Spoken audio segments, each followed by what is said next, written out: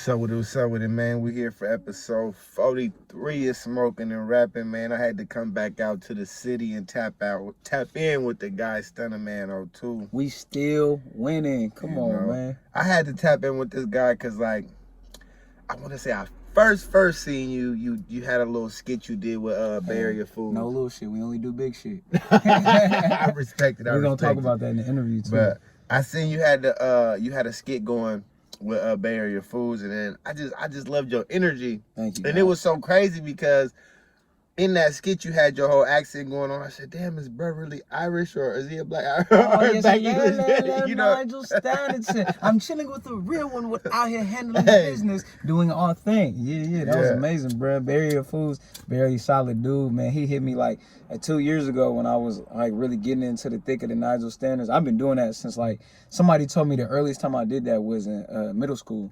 So you feel me? Okay. Yeah, so it's like I had just been doing on some fun stuff. Just fucking around. Yeah, just fucking around. It really, you ever watch Crank Yankers? Nah. Watch that show. It's like with puppets, and then it's a character called Niles Standish, and he got hello, it's Niles Standish here. Okay. And I would just remember watching it as a little kid, and then watching people like Tracy Morgan on there, and Spoonie Love, you feel me? He calling people up, and they just prank calling people, and I just know me as a kid, I was like, oh, that's hella funny. I'm finna hop on this. So yeah, then Bay Area Foods, he hit me like, man, you so hilarious, and I was like, bro, we got to do a video like 2 years ago, but the way the universe worked it is like, I told myself I want to be more serious and intentional with my craft in terms of the music and the acting, and we just end up aligning with each other. Shout out to Vegan Mob, Frisco Philly B, King Bulu, as well as C. Lee. You feel me? They was shooting I believe a commercial for Vegan Mob. And just ran into him. And he was like, man, he gave me some game. He actually encouraged me to go start and trying foods as Nigel Standards.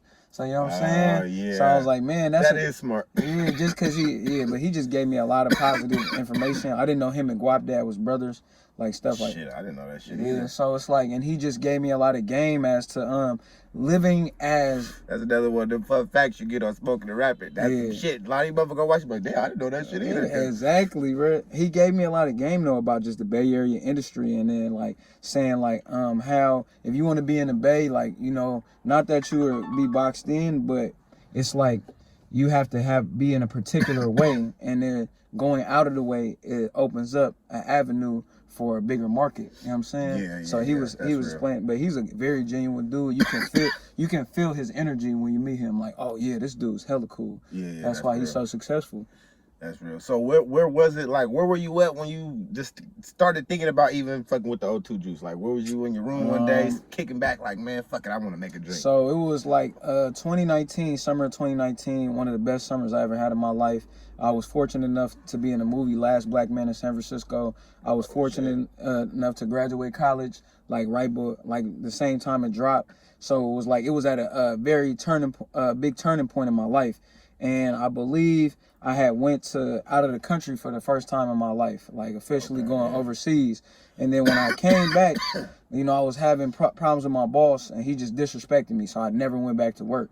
So I had to figure out some type of new type of currency. You know what I mean? I had to figure, I had to figure out an income. And before this year, Larry June was going crazy with his juice. He had the orange juice. You feel me? And then my homies at Myron, who made Zeminade, you feel me? Me and him had talked earlier in the year, and I told him to quit his job. So we both quit our jobs, and he was selling juice.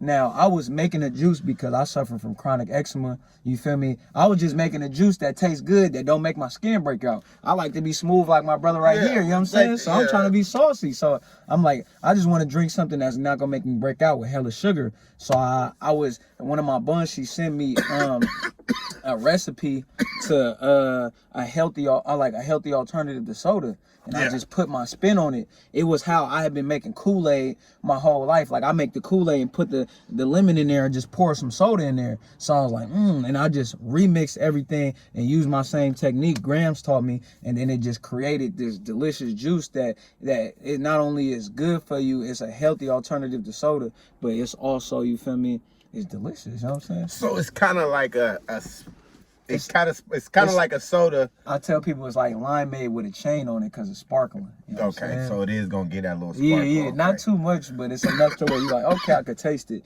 And then I kind of like how when you mix fruit punch and Sprite together. Yeah, exactly. You know what I'm saying? I know exactly what you're talking about. That's one of my favorite things to do. Like, it's just giving, delicious, it's giving some carbonation to your juice. Exactly. That's all bro. you're pretty much doing. Literally what it is, man. Very simple. My ultimate goal with that is, of course, to be a millionaire, billionaire with it. But at the end of the road, to have it to where people who might not be financially able to go buy a juice that costs $8, they can they can go make the juice. You know what I'm saying? Make it themselves.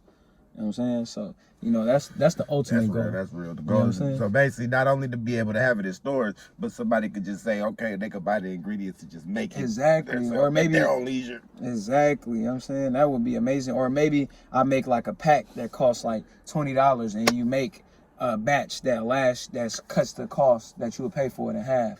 You know what I'm saying? So it's like all the ingredients, you know what I mean? It's more cost efficient. Exactly. And enjoyable for people. So you're not just, maybe, you know, it's a little bit more expensive than just having some Kool-Aid in the house, but also you'll feel way better. You know what I mean? You're going to feel a lot better. Because soda do kind of like give you that, even though I can't lie, that shit's bomb, bro. Delicious. Like, I had to tell myself sometimes that when we got it in the house to not drink as much. Yeah. But it's something about it. I feel like it's like it's something they put in that shit that just make you want to go back and go back to it and shit. I don't know. I don't even know the ingredients. I'm gonna have to look it up. But definitely a lot of the chemicals that we eat, and even when we smoking too. Not to talk down on you smoking, because I like you being high. You feel me? You know what I'm saying? But it's like gotta be mellow, man. You gotta think of all the products that are man-made. Man-made, but also all the products that are in our foods are similar to how tobacco is made. They put stuff in there so you can keep coming back. Yeah, you know I feel it. That's the addiction of it. Yeah. I mean, but it'll make you always want that shit. I respect it. Of course, man. So getting into the out of the juice and getting into like your entrepreneur side, and before even the entrepreneur side, like music, like what was you doing the music before the juice, or was doing the music but way before the juice? You know, I've been making the juice all my life because, you know, I love lemonade and I love lemon type drinks, like that type of sourness. But yeah, the music, I've made my first song probably like 2010. You feel me? I was like in freshman, sophomore year of high school. So, you know, just always played with it. And then I ended up going to Loyola in New Orleans. It's crazy because G-Eazy actually went to school out there. I didn't go to the same time as him. Yeah, but it's it was like the school he went to. Yeah, so it's like, you feel me, that connection was there, but I wasn't really serious about rapping, but I'm around all these artists. And then one day I just said, you know what, I'm gonna go do this. I did like a soul own challenge and I turned it into a song, and ever since then, you feel me, it's been one of the best things I ever done in my life. Like, gave me true freedom. Yeah. You know what I mean? That's the beauty of it, to express myself.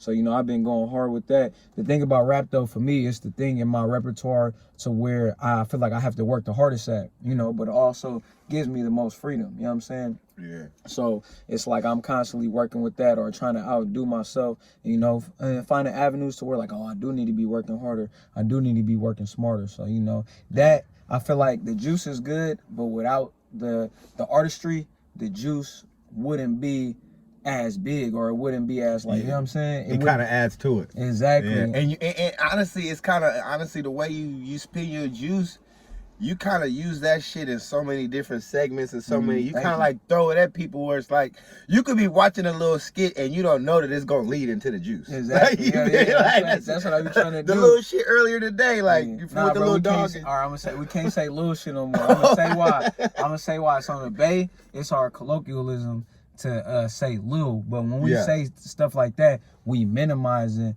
what our shit is. You feel me? We minimize our potential. It's like overthinking. It's a mental thing. My big homie had to check me. He's like, bro, you keep saying all this little shit, but we making big moves. You might be talking down on something. Like, you like, what if we trying to make $1 million?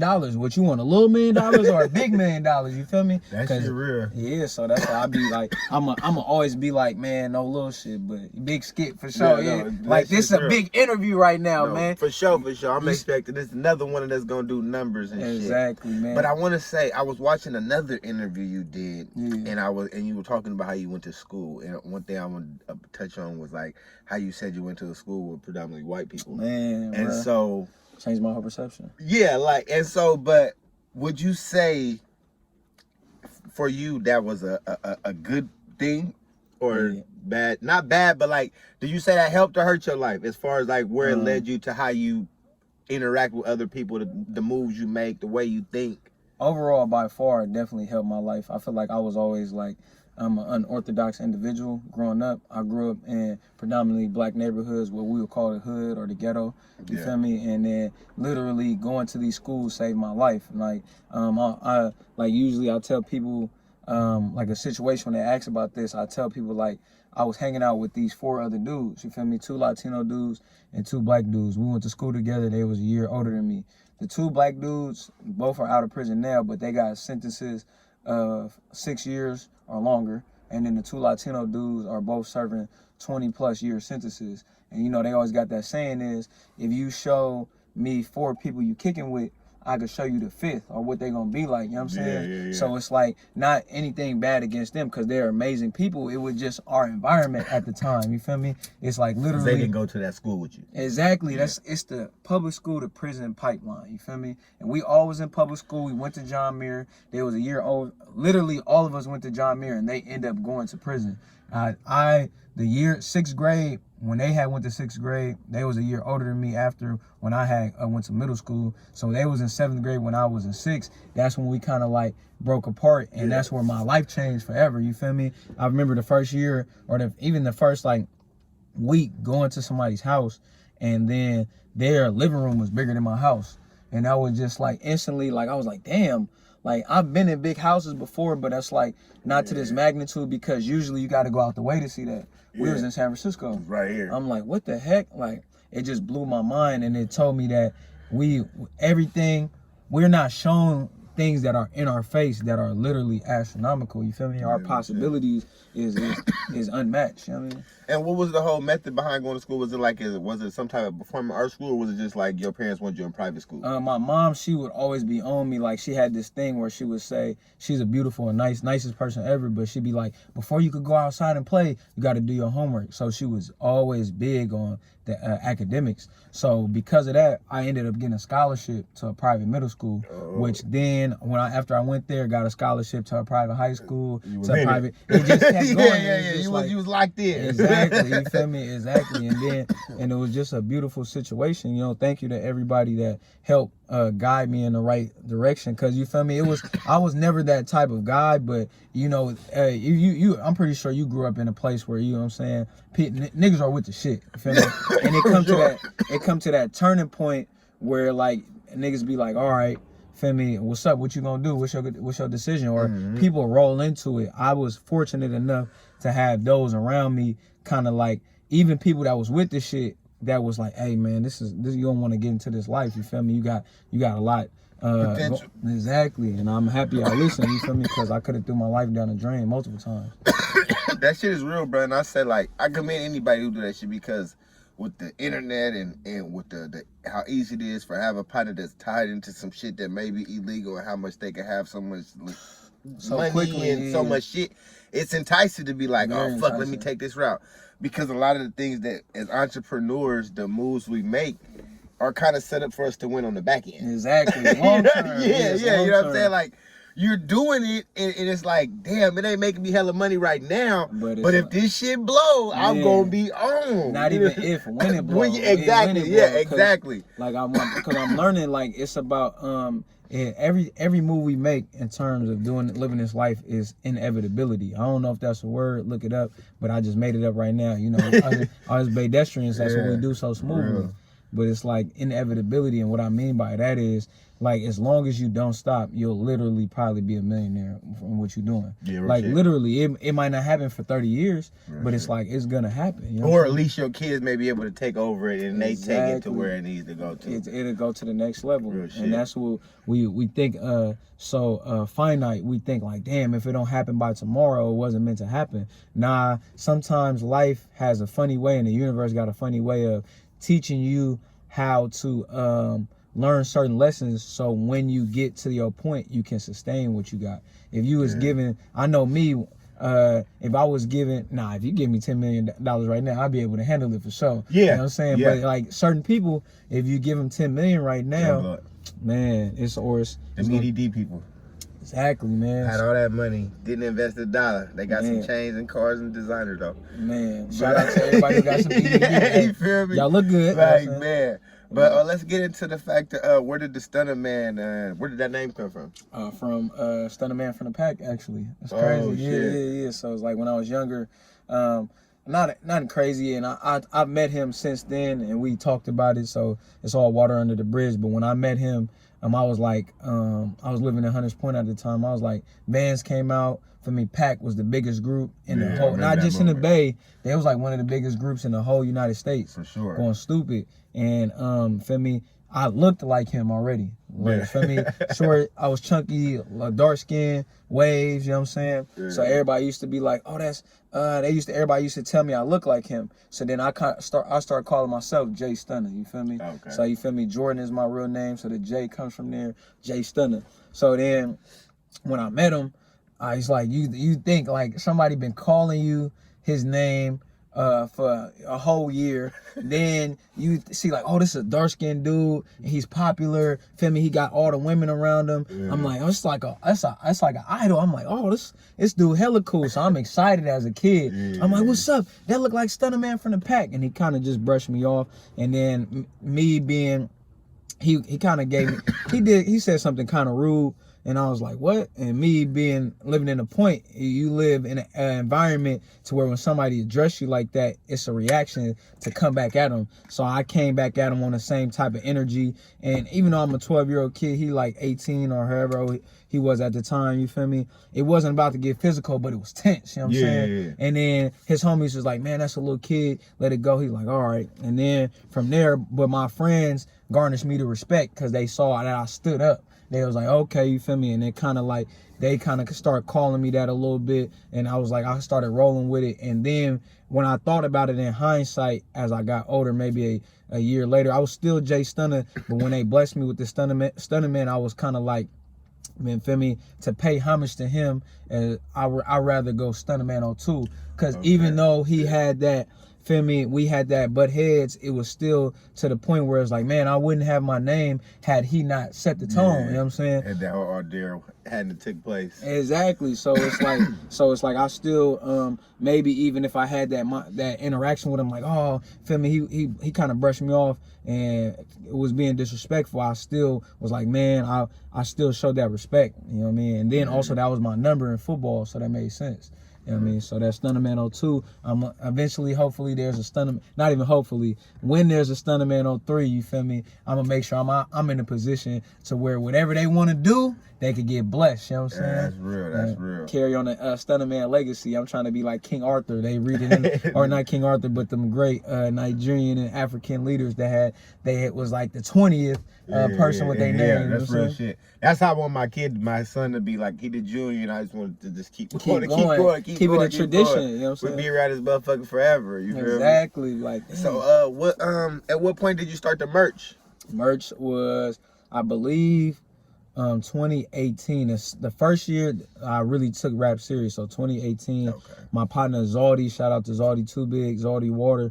Feel me? He Filipino cat. He hit me like, hey, Stunner, you should make some Talk About It merch, because I was pushing that song so hard. Like, man, I was trying to prove myself. Like, man, I could really rap. My shit sound dope. I'm still being myself. So, you know, I'm not trying to be somebody. I'm not. Just check me out. And then he was like, man, he's like, come with the merch. So I'm like, I was like, man, I'm trying to find all these legal avenues to make this money. And that's when I officially made the mindset transition to that. I'm not gonna do anything that's gonna lower my vibration or put me in a situation to where I gotta lose my freedom. So I was like, man, I need to find all these avenues to make this dope. So I'm like, I'm locked in. Exactly. Legally too. Exactly. So, you know, the merch came, I'd probably say like August 2018, and I just been leveling up. This is not my hat, but shout out to them. Feel me, get you one of these, you know what I'm saying? Let's go crazy. But, you know, we got on the still winning hoodies right now. You watch this interview, they'll probably be sold out, but I got large, XL, and a 3X left, you feel me? So tap in, we gonna win. For real.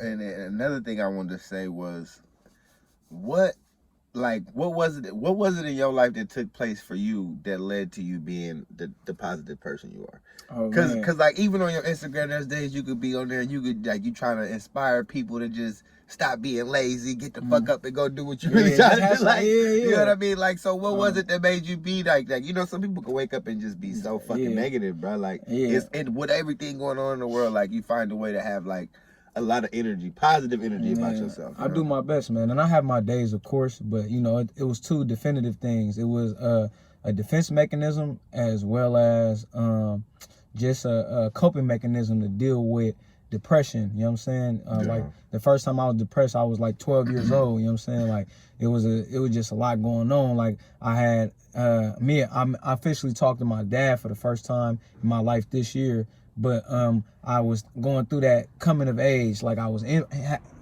going through puberty. Feel me? My skin was messed up. Like all my face, people used to tell me I looked like a monster. Feel me? Used to tell me I used to stink. Like just all this stuff that just hurt my feelings. And I was like, damn. Like, and it used to be hard to be vulnerable around people about it because I really didn't know who I could talk to about it. And, you know, it was just a whole bunch of stuff going on. You feel me? I wasn't getting no girls. You know, I was just in a low point of my life and I was just hella depressed, wearing black every day. And then one day, I don't know what it was, I was just like, man, like I can't let this be my life. You know what I'm saying? Yeah. So from then, it's just like I made a vow, like I was like, I'm gonna start smiling more and I'm gonna just try to enjoy everything in life. And then it took a lot of time, you know what I'm saying? I had a whole relapse around when I was like between 19 and 21. I was going through like a whole not always depressed, but like just one of them states where I was like I was in a low part of my life, and I started creating this equilibrium type of book for myself to where it's like as long as I'm right physically, mentally, spiritually, emotionally, psychologically, and financially, I'ma always be straight. You feel me? Yeah. So it was just for me, it's my coping mechanism in order to deal with life. You know, in our neighborhoods we use weed, which is I think is definitely amazing. We use different type of drugs, whether they be pressed pills or psychedelics, cocaine, whatever it is, lean. Yeah. That's the thing. It's like we have our coping mechanism. Some people, they might go catch a body to deal with the homicide. You know what I'm saying? Yeah. They might want to kill themselves. You know, but some people with sex.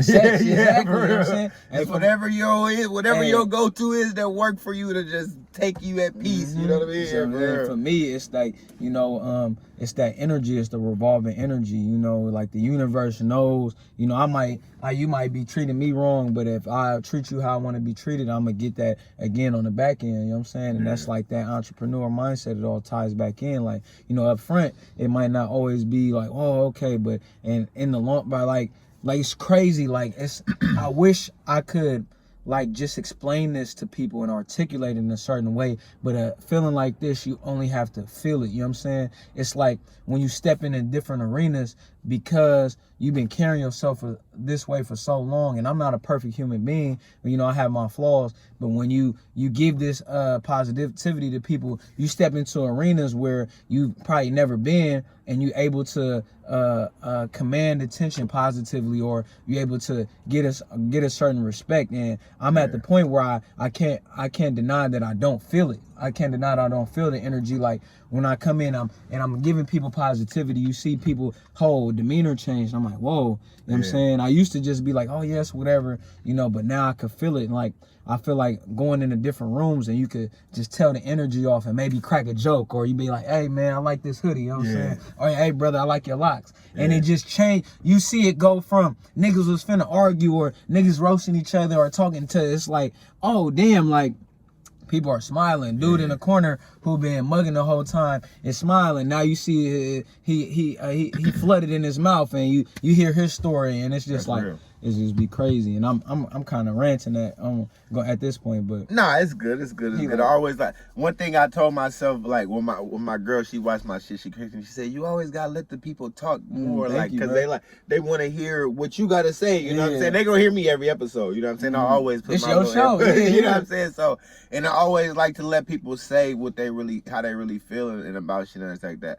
And so another thing I wanted to get into, like you said, you had your 4 friends that had what happened to them or whatever. So with that happening to them, obviously it had to been like, what would you say it was like growing up in San Francisco outside of the private schools and things like that, growing up back in the neighborhood and shit like that? Oh man, it was wild. I would say that my favorite word to describe the city was electric. You know what I'm saying? When you stepped out, the energy is like, it could be like 6 in the morning and it's like, you know, it'd be cool, you feel me? But the air was crisp. You could tell it was something, you feel me? People was either outside, they was up, or they feel me? Something was finna be active, you know what I'm saying? You know, San Francisco, it kind of gets that tourist kind of light shit on it, but it's like, it was hoods out here. It was a lot of black people at one point, you know what I'm saying? So it was like, you know, it was like one of them things where you always had to stay on your toes, like, you feel me? And I miss that because it keep you fresh. It keep you like, okay, if I'm gonna step outside, feel me, I'm having fun, I'm saucy, I got my own, feel me, I'm being myself to the highest degree. It was fun, but and sometimes it was tough. I'm just happy I had my family who helped me navigate and really had my back. But it was tough for a lot of people, you know what I'm saying? It just seeing where people come from, you know, and just, you know, it was like usually what people try to portray in a movie, you know what I'm saying? Like, it was just like, you know, you got your hood, you got your politics going on, and it was just a whole lot of activity going on. And it was like every time you step outside, something new was happening.